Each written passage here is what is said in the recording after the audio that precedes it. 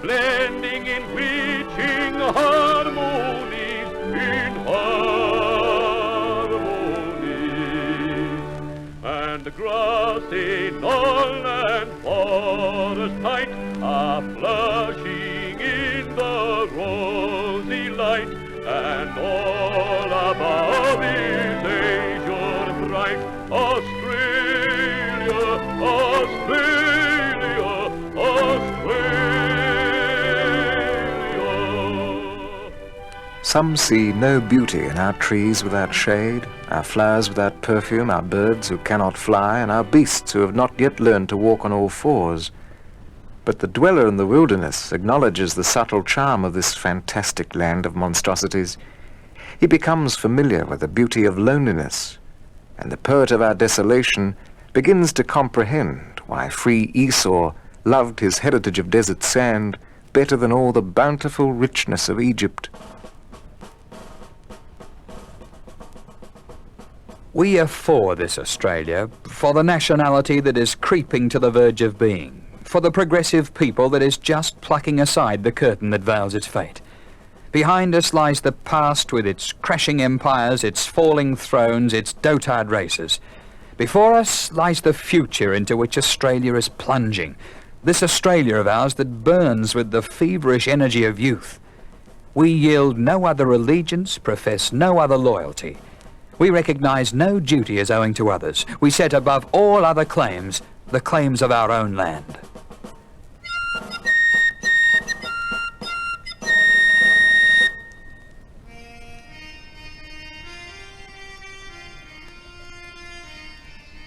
We had only the upward rush of youthful emotion, youth trying out in all manner of awkward ways the wings that had just begun to sprout. Assuredly, the songs of young Australia were not always tuneful, and her art was anything but languorous and dreamful. The singing was sometimes raucous, the drawing uncouth, but art and song alike were strong and sincere and passionate. They glowed with patriotism. They were permeated with two characteristic Australian virtues: good-tempered humour and inviolable mateship. All among the wool, boys, all among the wool. Keep your blades full, boys, keep your blades full. I can do a respectable tally myself whenever I like to try, and they know me round the back blocks as Flash Jack from Gundagai. The 90s were a heyday of intellectual excitement, which took individuals in very different ways. A good deal of my time just then was spent up country, and I found everywhere men's, especially young men's minds, working as if some super baker had permeated them with a spiritual yeast. Talk of a nest of singing birds, everyone sang. Everything Australian was worth writing about, in verse, if possible. High noon and not a cloud in the sky to break this blinding sun. Well, I've half the day before me still and most of my journey done. The diggings and the seaports, the slums and the outback, the selections and the stock routes and the wheat fields and the artesian bores all found their poet, and usually found him in high spirits. What care I for jute or cotton, sugar, copra, hemp or flax? Reeds like these are often rotten, turn to rods for owners' backs. Fortune, her I have thee holden in what Scotia calls a grup. All my fleeces now are golden, full troy weight, for wool is up. There jump into your railway carriage at one forgotten bush siding a man dressed like a farmer, another dressed like a stockman, another like a solicitor's clerk, another like a botany factory hand, a fifth in check tweeds and a green hat as if he were going to golf. They're all shearers. You can see from the window a man with a billy and a swag starting off on foot along the red road. He's a shearer too. It's enough to see a dusty figure carrying its swag along the road beside the railway line for superior city persons from the window to class him mentally genus tramp. Species, something of the sort that pokes its head over suburban back fences. Sundowner, swaggy, unemployed. There's no such thing in the West. The long stage from tank to tank, 30 miles of it is an inch, hot sun and red dust from 7 at morning to 7 at night, with nothing but the thought of the free night breeze from the plains, a cup of billy tea with a mate and a very sweet smoke when it's all over to comfort him, does not offer any great allurement to a tramp. I saw it Barrabogie and I saw it Toggenmain. I saw it Big Willandra and out on the Coleraine. But before the shearing was over, I wished myself back again, a shearing for old Tom Patterson on the One Tree Plain. Hey! All among the wool, boys, all among the wool. Keep your blades full, boys, keep your blades full. I can do a respectable tally myself whenever I like to try, and they know me round the back blocks as Flash Jack from Gundagai. There was Hughes, who got in trouble through that business with the cards. Well, it matters little what became of him, but a steer ripped up Macpherson in the Curramenta yards, and Sullivan was drowned at Sink or Swim. And Mostyn, poor Frank Mostyn, died at last, a fearful wreck of the horrors of the Upper Wandegong.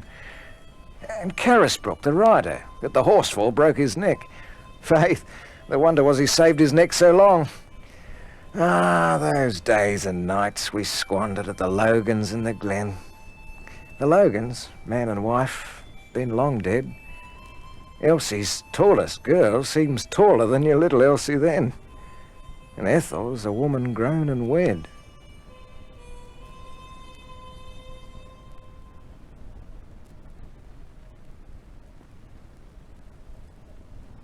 When first I arrived in Quirindi, those girls they jumped for joy, saying one unto the other, here comes a Union boy. We'll treat him to a bottle and likewise to a dram. Our hearts will also give to all staunch Union men. Unionism came to the Australian bushman as a religion. It came bringing salvation from years of tyranny. It had in it that feeling of mateship which he understood already and which always characterized the action of one white man to another. Unionism extended the idea, so a man's character was gauged by whether he stood true to union rules or scabbed it on his fellows. The man who never went back on the Union is honoured today as no other is honoured or respected. The man who fell once may be forgiven, but is not fully trusted. The lowest term of reproach is to call a man a scab. Next day, a funeral gathered at a corner pub and asked each other in to have a drink while waiting for the hearse. They passed away some of the time dancing jigs to a piano in the bar parlour, and they passed away the rest of the time skylarking and fighting. The defunct was a young union labourer, about 25, who'd been drowned the previous day while trying to swim some horses across the billabong of the Darling. He was almost a stranger in town, and the fact of his having been a union man accounted for the funeral. The police found some union papers in his swag and called at the General Labourers' Union office for information about him. That's how we knew. The secretary had very little information to give. The departed was a Roman Catholic, and the majority of the town were otherwise, but unionism is stronger than creed. Liquor, however, is stronger than unionism, and when the hearse presently arrived, more than two-thirds of the funeral were unable to follow. The procession numbered 15, 14 souls following the broken shell of a soul. Perhaps not one of the 14 possessed a soul any more than the corpse did, but that doesn't matter. 4 or 5 of the funeral, who were boarders at the pub, borrowed a trap which the landlord used to carry passengers to and from the railway station. They were strangers to us who were on foot, and we to them. We were all strangers to the corpse. A horseman who looked like a drover just returned from a big trip dropped into our dusty wake and followed us a few hundred yards, dragging his pack horse behind him, but a friend made wild and demonstrative signals from a hotel veranda, hooking at the air in front with his right hand and jobbing his left thumb over his shoulder in the direction of the bar. So the drover hauled off and didn't catch up to us anymore. He was a stranger to the entire show. We walked in twos. There were 3 twos. It was very hot and dusty. The heat rushed in fierce, dazzling rays across every iron roof and light-coloured wall that was turned to the sun. 1 or 2 pubs closed respectfully until we got past. They closed their bar doors and the patrons went in and out through some side or back entrance for a few minutes. Bushmen seldom grumble at an inconvenience of this sort when it's caused by a funeral. They have too much respect for the dead.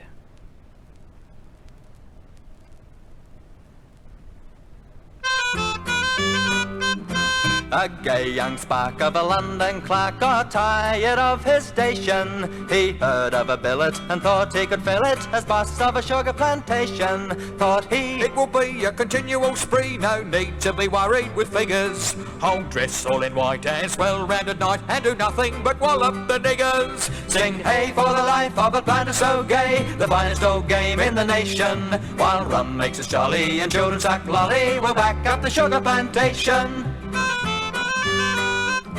To the planters he came in pursuit of his aim, but when they found what he wanted to do, they told him to go to a warm place below for an impudent young jackaroo. Oh, sorely he sighed and bitterly cried when he found no one would employ him. The old hands to seek to cure his cheek, every means they could find to annoy him. Sing hey for the life of a planter so gay, the finest old game in the nation. But the cockney is lost as you'd find to his cost on a Bundaberg sugar plantation. And though in the night the mosquitoes did bite, till often he muttered Tarnation! They peppered him well, and his features did swell, till he cursed every sugar plantation. So thinks he, I'll go home and never more roam, but stick to my desk and my figures. And Queensland so hot, may for me go to pot with its old hands, mosquitoes and niggers. Sing hey for the life of a planter so gay, the finest old game in the nation. But I'd rather live plain down in Petticoat Lane than be boss of a sugar plantation.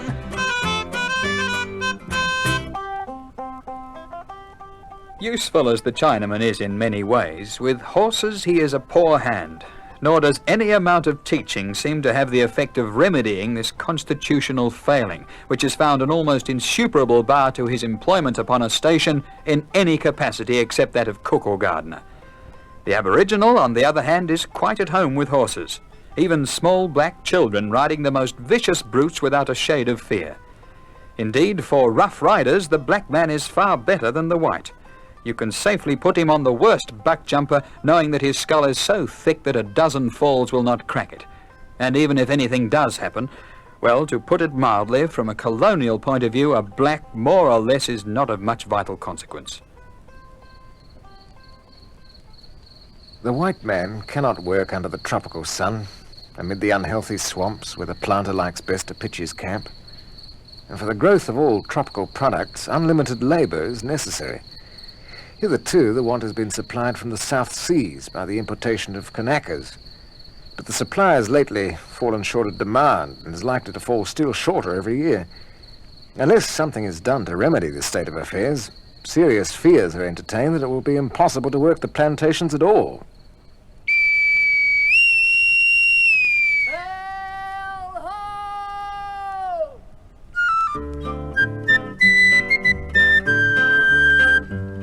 Far, far upon the sea, looking out for blacks are we. We've got a decent cargo in the hold. If a hurricane don't blow, we'll soon back in Queensland show, with a good lot of Kanakas to be sold. We have to watch each aisle for the niggers, though they smile. We'll knock you over if they get a chance. For rifles we don't sell, they can get them just as well from ships that hail from Germany or France.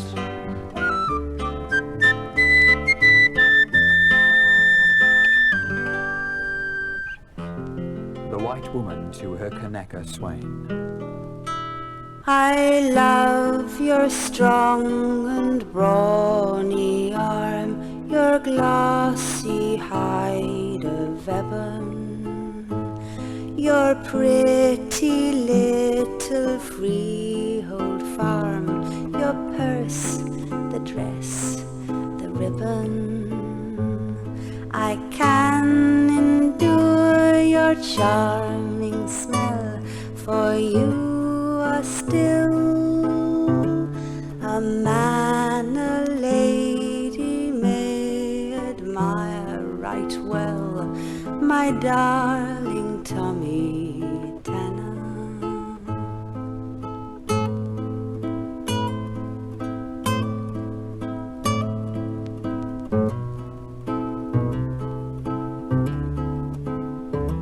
The planter in his mood of sin has still an eye to cast on, a buxom, comely island gin to whom he fastens fast on. And you're a planter, though you're black, you swear you love. How can a white girl turn on you her back, dear wealthy Tommy Tanner?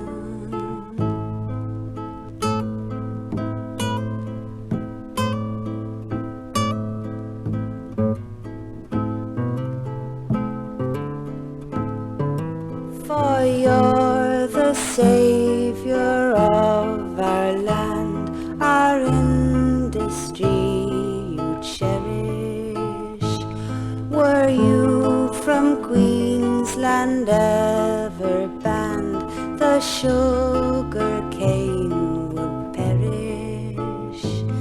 I love the country, I love you. Come to my arms, Alana. You'll find me constant, leal and true, my charming Tommy Tanner.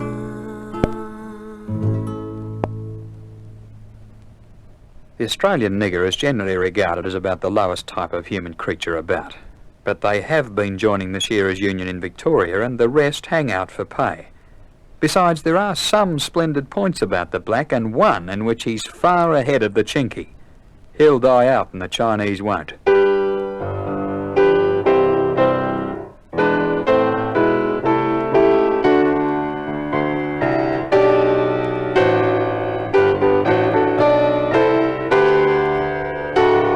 The whole of Africa, called the darkest continent, lies on the tropics or semi-tropics. In the centre, where it is the hottest place on Earth, the people are black. In the extreme north and south of the continent, where it is cooler, the people are brown, except in case of immigrants. Now, Australia lies in these tropics and semi-tropics, and consequently all her people must become more or less coloured. Therefore, a permanent white Australia is a physical impossibility.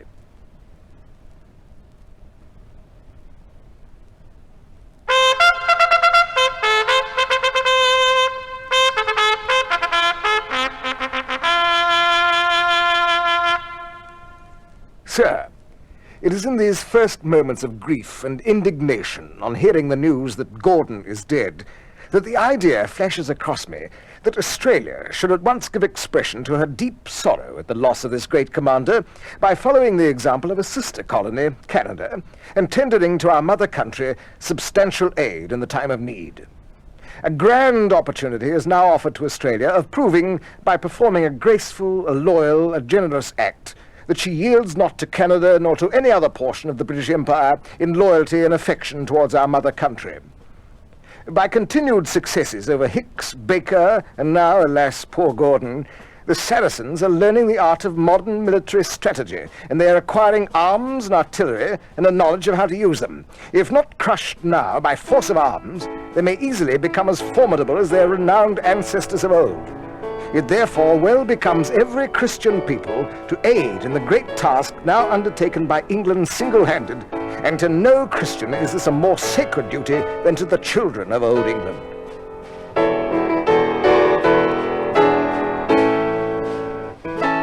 Then Godspeed our noble sons, victorious may they be, like young heroes to their guns, they will stand right manfully.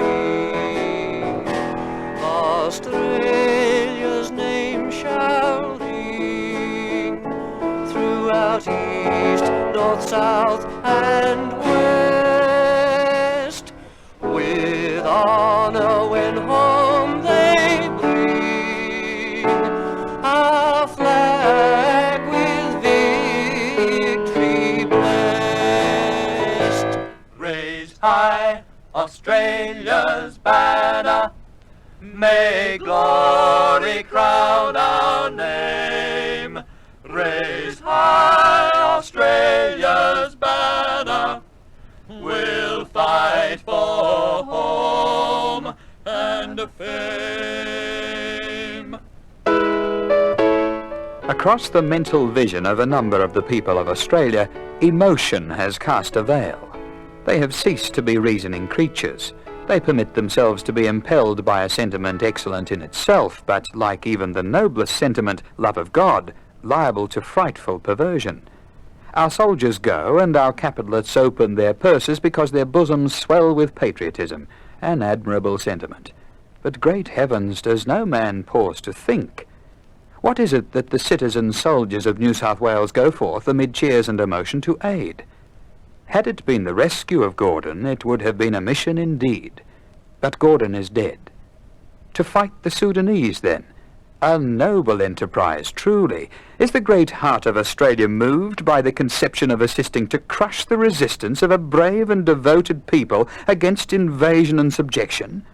Tarantara, cry havoc and let's slit the dogs of war. New South Wales to the rescue. Look at our loyalty.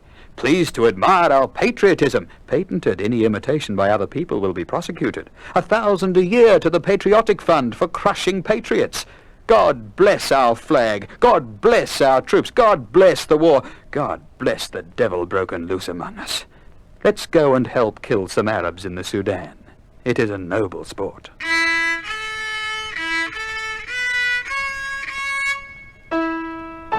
A vast wreath of evergreens surmounted the stand, and the motto in large blue characters, God Save the Queen. On every hand, bunting and evergreens were in profusion. The dais was richly draped and carpeted. The approach to the dais was through an archway and covered passage, magnificently adorned with flags and banners. The ceremony of unveiling was performed on an elevated dais, from which rose the bronze figure of Her Majesty, a fine work of art, representing the Queen as she appeared in later years. The crowd, numbering upwards of 50,000, a vast sea of faces, filling the squares, covering housetops, extending to Hyde Park on one side, and far down Macquarie and King Streets on the other, was as orderly and well-behaved as ever assembled to take part in any demonstration. White star of womanhood, empress and queen o'er half a world, yet angel of the home. Raise high Australia's banner. May glory crown our name. Raise high Australia's banner. We'll fight for home and fame.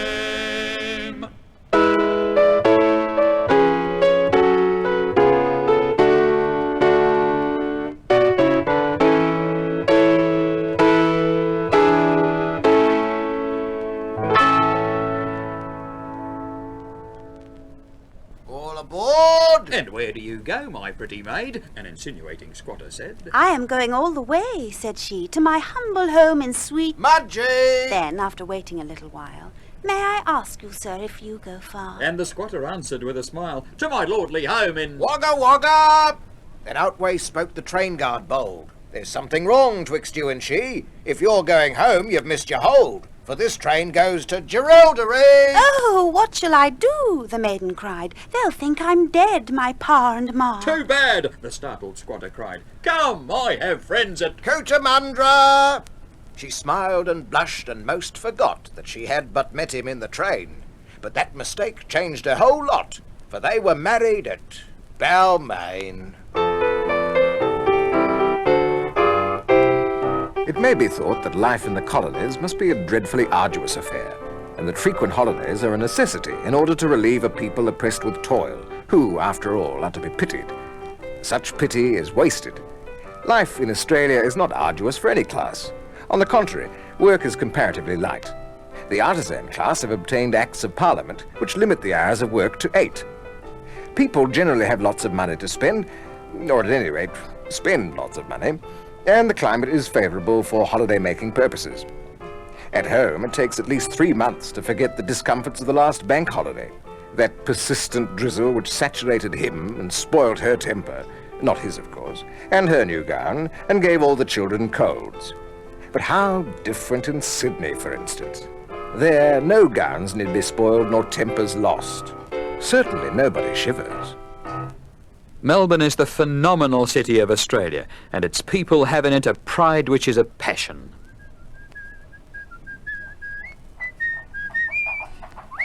It was Saturday morning, and fashionable Melbourne was doing the block.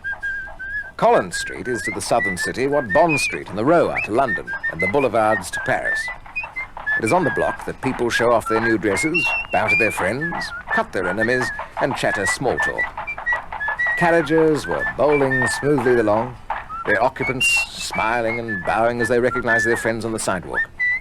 Lawyers, their legal quibbles finished for the week, were strolling leisurely with their black bags in their hands. Portly merchants, forgetting Flinders Lane and incoming ships, walked beside their pretty daughters. And the representatives of Swelldom were stalking along in their customary apparel, curly-brimmed hats, high collars, and immaculate suits. Now Gertie's a girl, a sweet little pearl. She works down in the city, and she has a beau. His name it is Joe, so handsome and so witty. On each Saturday when he gets his pay, a message soon he's reading.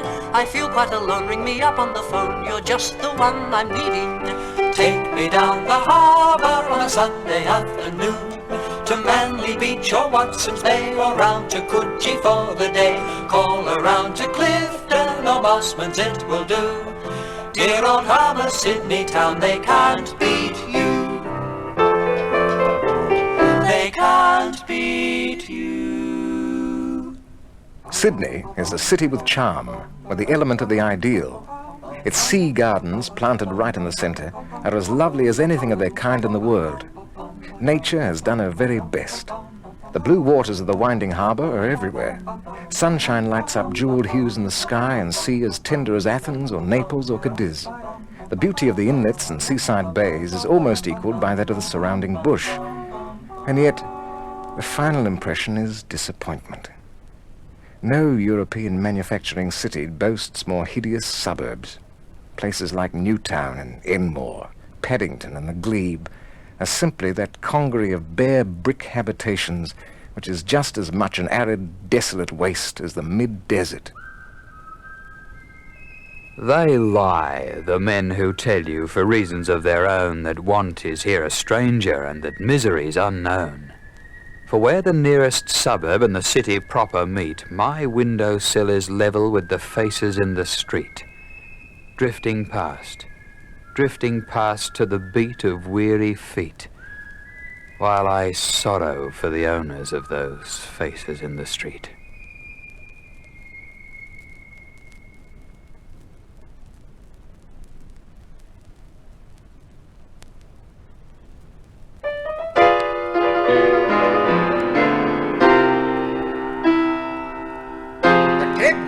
Was about 60 years of age and had been a town drunkard for 40 years. The doctors had surmised that when they cut his head open, a pronounced smell of alcohol would issue from the skull. I thought it only one of those grim jokes that Episcopalians indulge in sometimes when they are carving a fellow man to mincemeat in the interests of science. But I soon learned that it was no joke. For when the surgeon's saw had cut off the top of the man's skull, the odour of alcohol that filled the room was almost strong enough to sicken one. Then, one of the surgeons struck a match and held it close to the brain. Immediately, a blue flame enveloped the entire portion of the cerebral organ exposed, and the quivering flesh fizzled as if on a gridiron. Trusting in the Lord Jesus Christ for strength, I promise him that I will drink no intoxicating liquor, and I will pray each day that the public house may be banished from our land. And just so far as I know how, I will work for what I pray for. And I will also vote as I pray, and do all in my power to help kill King Alcohol.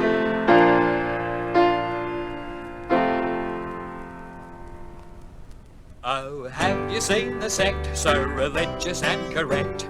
Their mission is to glorify the land. It's a blessed cause they've got, and I've joined the happy lot, and they've christened us the Hallelujah Band. You should see us on the stairs, or when going down to prayers, or meeting us when parading up and down. With our banners and our flags, barbers, poles and bits of rags, you'd think we are some pilgrims of renown. Oh my Glory, glory, hallelujah, Australia is a happy land. Oh, we're all in unity, and the devil we defy, and we're going to join the Hallelujah Band. Go on, call me a wowser. It is insulting, but I consider that the antithesis of wowser is boozer. I would rather be a wowser than a boozer. There's an ancient miner too, who has joined our blessed crew.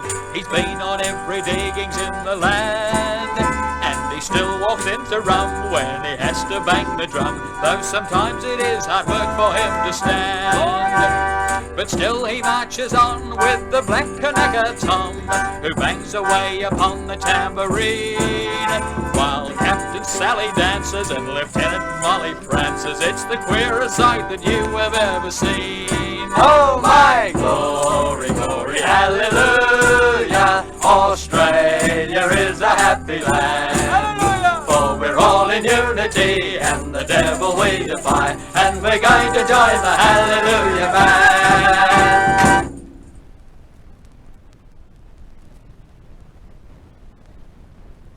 My name it is McCarty, and I am a rowdy party, for I'm always fit and hearty, and I live in Riley Street.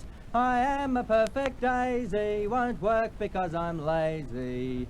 All gone wrong with the boozing throng that lives in Woolloomooloo. Larrikinism has flourished almost unchecked, and all the larger Australian cities have suffered under a curious species of tyranny exercised by bands of reprobates who, under the leadership of kings, were leagued together in secret communities called pushes for the purpose of warring more or less openly upon the reputable classes of society. All gone wrong with the boozing throng that lives in Woolloomooloo.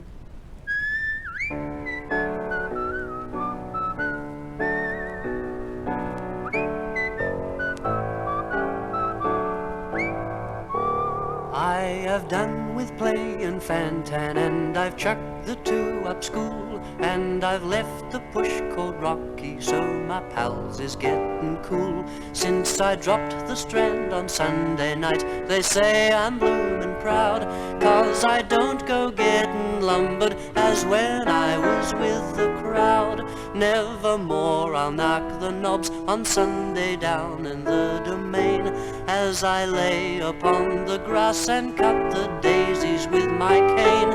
I've been trying to be square and do the straight since Boxing Day, for I'm thinking of the donor what I met at Chowder Bay. Yes, I've chucked up my push for the donor, the fairest and best in the land. The dream of my life is to own her, if only she'd give me a hand. Her hair and her eyes is a treat, and though she don't paint or use powder, there ain't no tough beauty can beat the donor I met down at Chowder.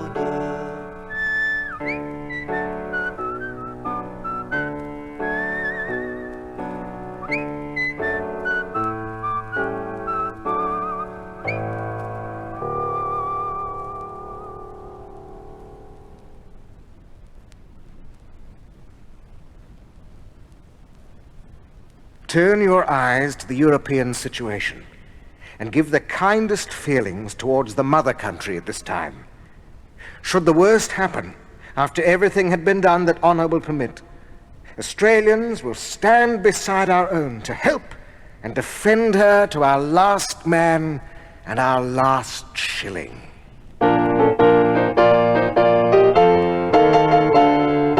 Rally round the banner of your country, take the field with brothers or the foe.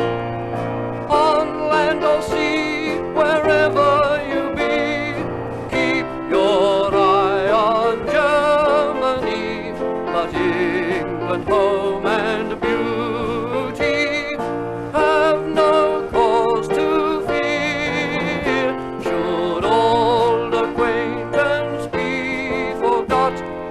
No, no, no, no, no. Australia will be there. Australia will be there.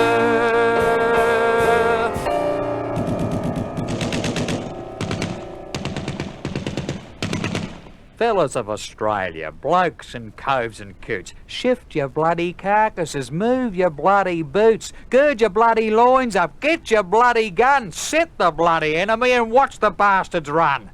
Get a bloody move on, have some bloody sense, learn the bloody art of self-to-bloody-fence. Have some bloody brains beneath your bloody lids and swing a bloody sabre for the missus and the kids. Chuck supporting bloody posts and striking bloody lights. Support a bloody family and strike for your bloody rights. Joy is bloody fleeting, life is bloody short. What's the use of wasting it all on bloody sport? Hitch your bloody tip tray to a bloody star. Let your bloody watchword be Australia bloody are. Fellas of Australia, cobbers, chaps and mates, hear the bloody enemy kicking at the gates. Blow the bloody bugle, beat the bloody drum. Uppercut and out the cow to kingdom bloody come. Get a bloody move on. Have some bloody sense.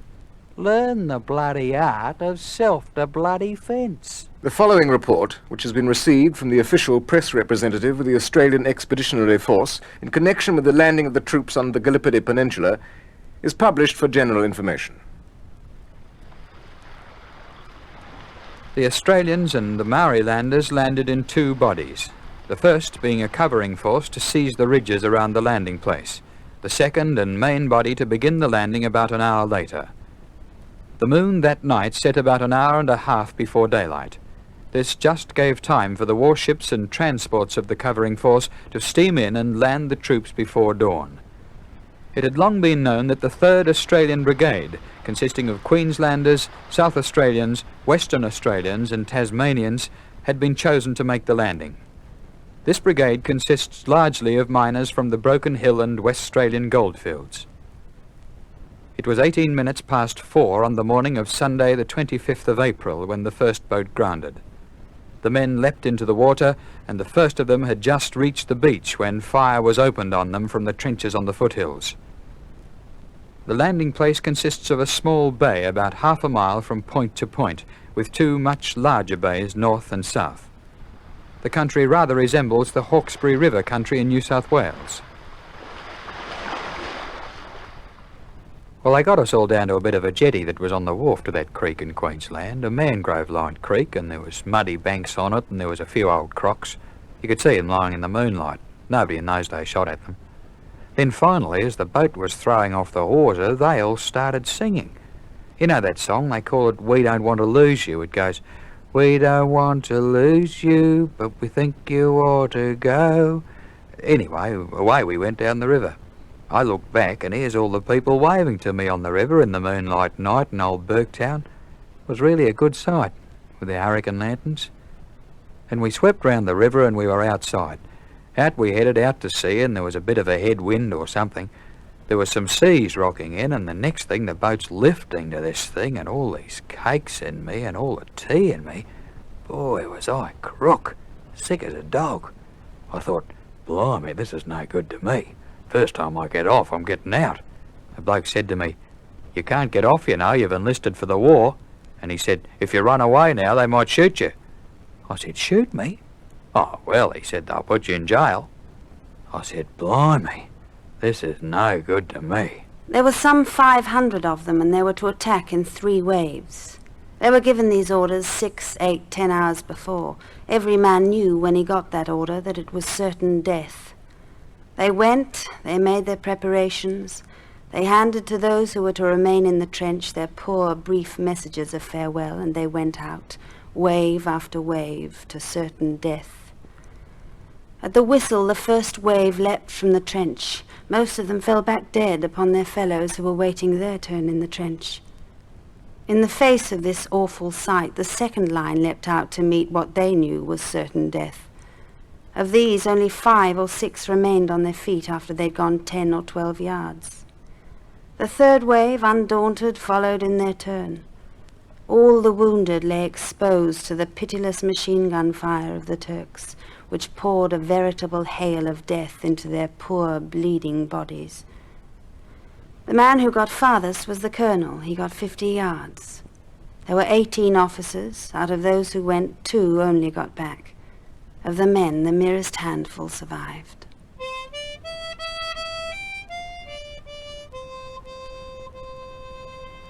He went up to London and straight away strode to Army Headquarters in Horseferry Road, to see all the bludgers who dodge all the straff by getting soft jobs on the headquarters staff. Dinky die,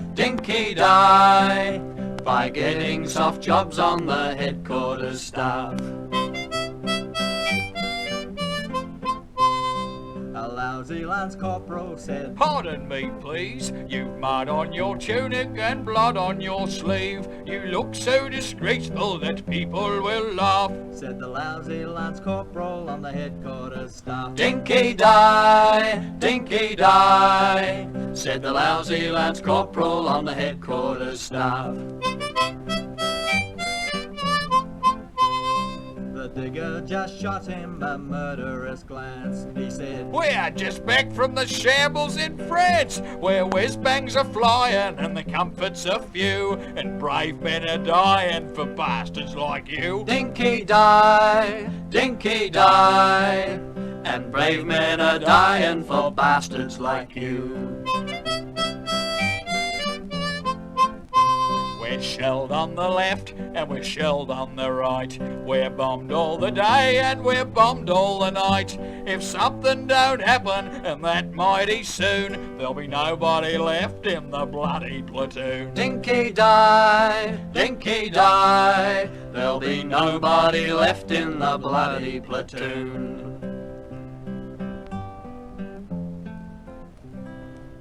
The story soon got to the ears of Lord Gort, who gave the whole matter a great deal of thought. He awarded the digger a VC and 2 bars for giving that corporal a kick in the arse. Dinky die,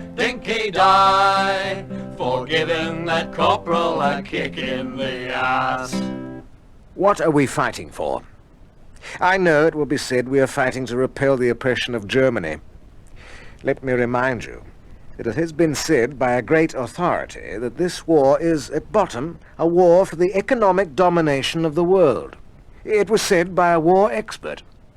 It was said in England by no less a person than Mr. William Morris Hughes, who then hurried home to Australia to denounce anybody who discovered one atom of commercialism in the present war. Whether it is a trade war or a war for the economic domination of the world does not matter very much. You do not change its character by describing it in big words.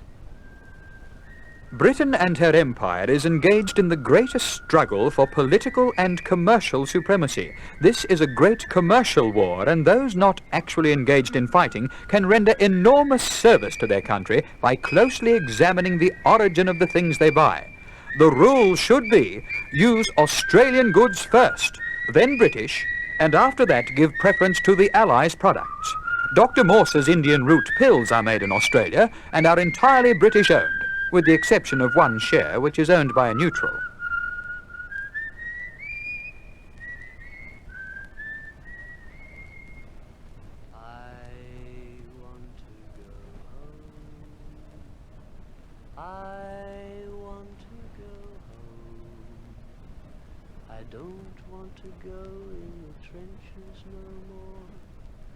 Where hand grenades and whiz-bangs they roar.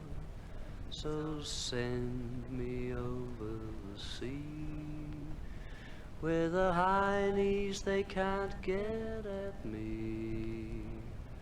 Oh my, I'm too young to die, I want to go home. London, November the 11th, 10:55 a.m. Most urgent. Germany surrenders. Cessation of hostilities. Armistice signed at 5 o'clock this morning. It's not altogether easy nowadays to recall what the Australian thought of himself before the war. It was a very general complaint that the Australian was not even a good worker compared with those of other countries. And I well remember when our 1st Division was leaving, one eminent businessman, not altogether untypical of a certain class, laughing at the notion that it would ever be employed at the actual front. "You don't think they'll use this class of troops in the firing line," he said scornfully. "They'll send the regular army to the front, but these troops will never be allowed nearer to it than the lines of communications." And yet the force to which he referred now stands out in military history as one of the most famous fighting organizations of all time. It has won for the Australian nation the respect of peoples which before the landing had barely heard of us. And that marked regard, of which every Australian who travels abroad today feels the effect, is the direct consequence not of our prowess in games, not of our achievement in art or science, but of the character of the men composing the AIF.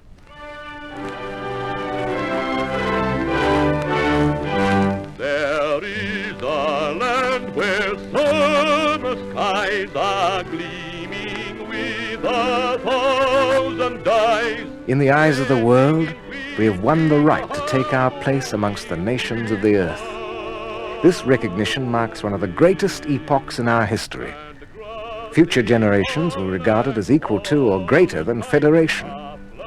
We have been granted the status of an independent power. We put on the toga of nationhood. While yet within the British Empire, we've been granted the right to a seat at the council table of the nations. Henceforth, Australia takes her place not on sufferance, but by right, in the consultations of the powers. Australia, Australia. We are for this Australia, for the nationality that is creeping to the verge of being. Australia. Behind us lies the past.